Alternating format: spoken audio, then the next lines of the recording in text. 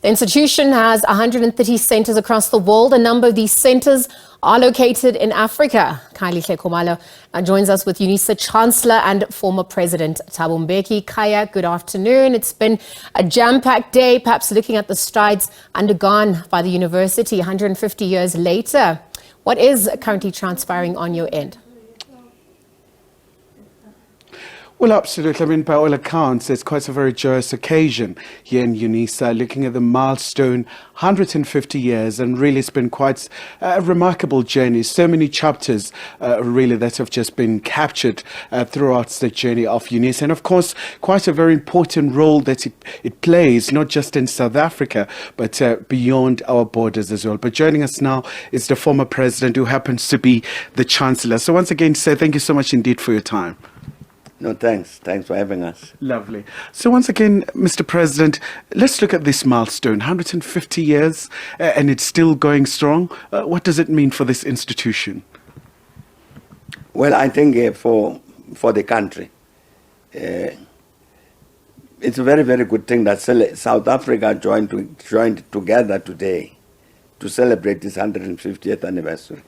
It's because the institution is indeed a very, very important national asset.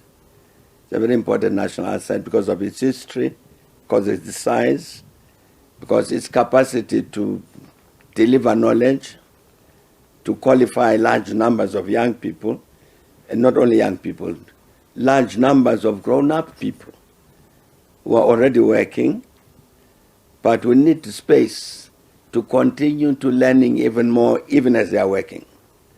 Very, very important asset in terms of the university, in terms of supplying the country and the continent. That kind of brain power, which is critical to terms of the transformation that we need. So I think it's a very, very important occasion. I'm very, very glad indeed that really basically South Africa, all of South Africa, it came together to say let us celebrate this particular birthday. And just once again, Mr. President, you touched on the continental aspect, and we know of the campuses that are scattered all over the world. And we know in the continent, the issue of peace and security, it's a major challenge. We look at what's happening currently in Sudan, and an institution like UNISA can play a very pivotal role in terms of peacekeeping and peacemaking, especially when we look at a person of your stature, how you have played a role in terms of bringing long-lasting stability in this part of the continent. Yes, we see a critical matter in terms of the future of the continent is the role of the universities, the think tanks, if we have any in the continent, in terms of addressing the multiplicity of challenges we have on the continent.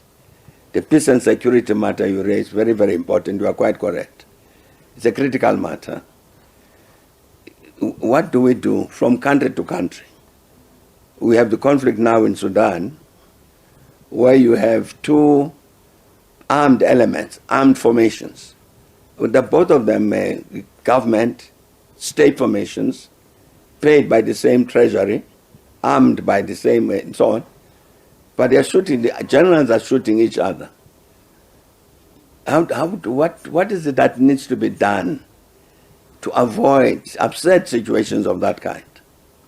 Because much of the Sudanese civilian population is suffering. It's getting marginalized in terms of participating in the process to determine the future of Sudan. The generals are saying, because we're armed, we are the ones who will determine the future of Sudan. And it's wrong. These masses of the Sudanese, which came together to remove, for instance, President Bashir, it was the ordinary population that came together and did that, then later supported by the military. But I'm saying that UNISA must be able to say, in terms of our thinking, our study, and whatever else we've learned, this is a way to address the security problems. This is a way to address problems of poverty. This is what we need to do in order to address problems of underdevelopment.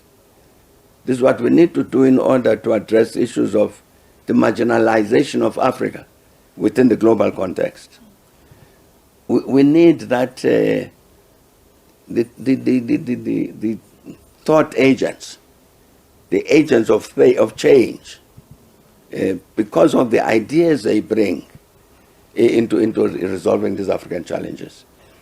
And UNISA has a particular task in that context, because of its history, because of its size, because of its footprint on the continent and indeed outside of the continent. It really must position itself. Indeed, as the Minister of Higher Education was saying, Mr. Nzimande, in terms of the fourth industrial revolution, we must be participants in that revolution, not observers, not recipients of whatever that revolution produces. We must produce new technologies, manage them. You see this big debate globally that this intellectual development around the fourth industrial revolution is creating a challenge, in the sense that you develop technologies such that even human beings can no longer control, with robotics and so on. So where are we in terms of producing the ideas to say this is what the fourth industrial revolution must produce, and this is how it must be managed so that it does not become a threat to society? UNISA must be part of the producers, of the thinkers who are going to contribute to that kind of process. And the capacity is there. The will is there. I meet the professors and the lecturers, the vice chancellor, chair of council, and all these people, and get a sense of what they think. This is an academic institution. Its definition is an academic institution, to teach, to research, to learn, produce new ideas. That's its task. It has no other reason to exist except that one. But it must do it in a manner that's excellent. And I think the very celebration of the 150th anniversary is in a sense a commitment to say that given our history, given where we come from, we will be better in future. I think it's a commitment. It's not a celebration and to go jiving. It's a celebration to make a commitment about what's the future of this institution. Having existed for so long, played the role that it has played during these 150 years, surely it must communicate a message to all of us that as we are going to perform better tomorrow than we did yesterday. All right. And while we have you, Mr. President, just to get your reaction to the events that you saw this past weekend in Russia, one of South Africa's important partner, part of BRICS, and BRICS, the summit is coming to our shores. What was your immediate reaction in light of those events? Well, no, my view is, let me start off by saying that, as you would imagine, with a major international event like the war between Russia and Ukraine, naturally I would pay some close attention to that, partly because it impacts on the continent. And so when I saw the news that there was the Wagner group, in a sense, was rebelling against the government, I didn't take it seriously, because my sense was that this was a hopeless venture on the part of whoever was responsible in the Wagner group, that whatever they were trying to do was not going to succeed, because it was not going to be supported by the Russian army as a whole or the population. It won't get any support in the country. And there's no way that the Wagner group on its own could have produced any meaningful change in Russia. It couldn't. So I really, from the beginning, I said it, but they were playing some silly game, which was not going to take them anywhere. All right. Okay. I don't think it's an important issue. Correct. It's partly to do with what I presume must be some personal ambitions on precaution, who is the one who speaks on behalf of the group, but it's not a very serious issue. And maybe just before I let you go, Mr. President, we saw the African leaders going to Russia and Ukraine, trying to find peace in Ukraine. But also, you've seen those who really cast doubt on this mission. But then on the other hand, you have those who are saying this is a very good commitment from the African leaders. But then also you have those who are saying, what about Eastern DRC? What about Sudan, as opposed to going to that part of the world? Just your thoughts on that. No, there are interventions with regard to the conflicts on the African continent. Like on the Sudan thing, you've had this recent summit of IGAD, and they've taken important decisions, which I think are correct decisions, about the intervention of IGAD, which will be supported by the AU. So it's not as though you have these presidents going to Moscow or St. Petersburg and nothing is being done on the continent. There's work that's going on.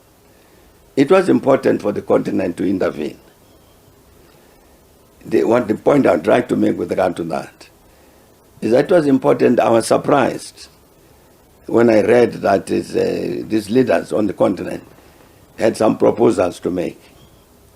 I was surprised to hear that, because I would have thought the first step they would take, which they said so themselves, is to talk to the leadership in the Ukraine, talk to the leadership in Russia, just to understand what is this all about? Why are you fighting? What's the cause of it? What solutions do you think are possible? Then on the basis of that, to come back to say, now we've listened to both sides. What proposals can we make? Because I do not believe that this leadership had sufficient information about this conflict before talking to these two leaders in order to make conclusions. I think it was a bit too early. Now that they've listened to both, I hope they come back and sit and say, let's go back with specific proposals on the basis of what we've had. But it's important, I think it was important that the Africans must intervene, because in any case, that conflict is impacting practically on the continent. Shortages of fertilizer. So some regions on the continent are going to suffer food shortages because of that. Shortage even of wheat. It's impacting directly on the continent. The general cost of living has gone up. Impacts on us. So as Africans, we must be interested to see that war end as soon as possible. All right. Mr. President, thank you so much indeed for your time, and we really appreciate it. Of course, the Chancellor here at UNISA, as the higher education institution, is marking a milestone of 150 years. And earlier on, Mr. President, for another 50 years, it's going to be around. So that's going to be more than 200 years of UNISA's existence. So back to you, Liesl.